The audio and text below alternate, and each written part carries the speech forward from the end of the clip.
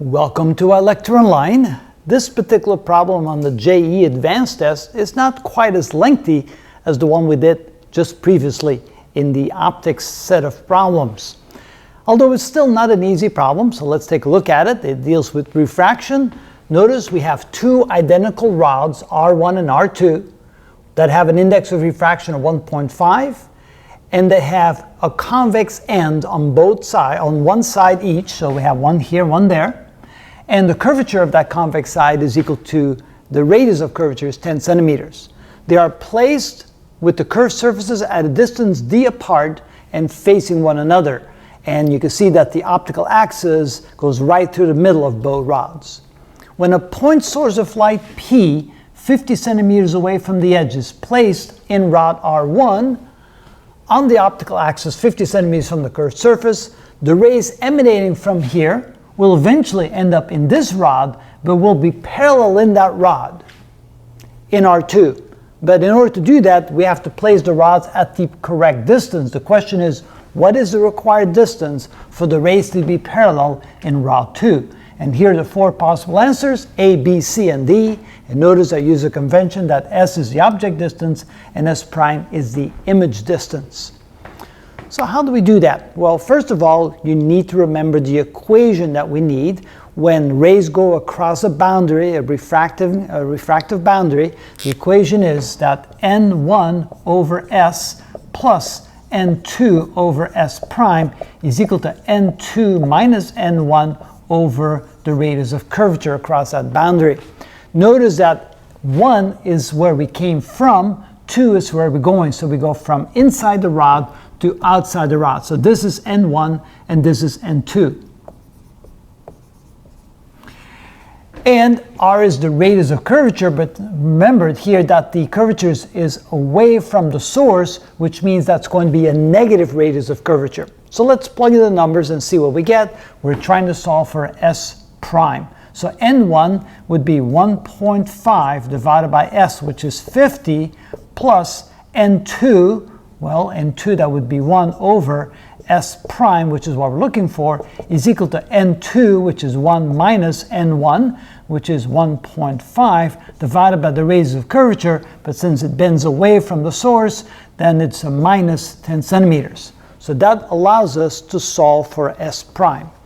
So we have 1 over S prime is equal to, here we get minus 0.5 over minus 10, and then here it becomes minus 1.5 over 50.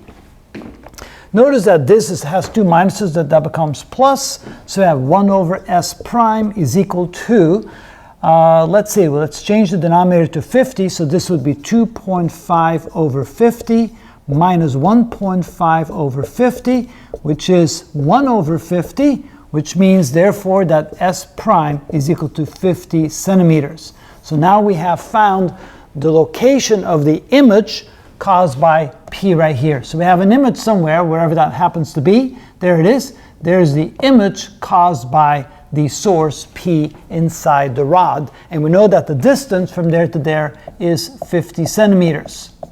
And that would be S1 prime. We'll call it S1 prime because it's because of the first rod. Now, the rays will go into the second rod, so we have to do the equation again. And we start, but now this becomes N1 and this becomes N2 because we go from N1 to N2. So we use the same kind of concept. So we have N1 over S plus N2 over S prime, and this should be 1 like this. That equals N2 minus N1 over the radius. Okay.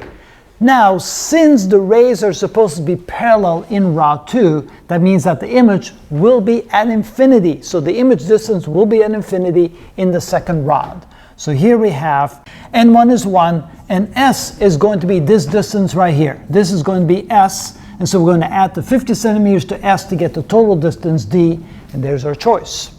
So 1 over S plus N2, which is 1.5 over infinity, because we need to place the image, the second image, way at infinity for the rays to be parallel. And that equals N2, which is 1.5 minus n1, which is 1. And the radius here is going to be a plus 10 centimeters because the curvature is towards the left, so that makes it plus 10 centimeters. Anything over infinity goes to 0. So now we end up with 1 over s equals 0.5 divided by 10, which is 1 over 20, which means, oh, this should be, yes. So therefore, s equals 20 centimeters.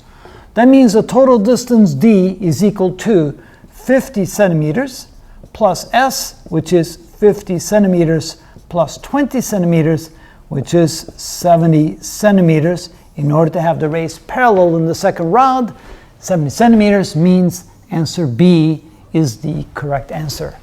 Now this one, again, you'll be hard-pressed to do this in 3 minutes, although it's easier to do this one in 3 minutes than the previous problem in 3 minutes. And that is how it's done. How many minutes did I take? 6. 6 minutes. So yeah, it's probably doable without all the explanations, doing about 3 minutes.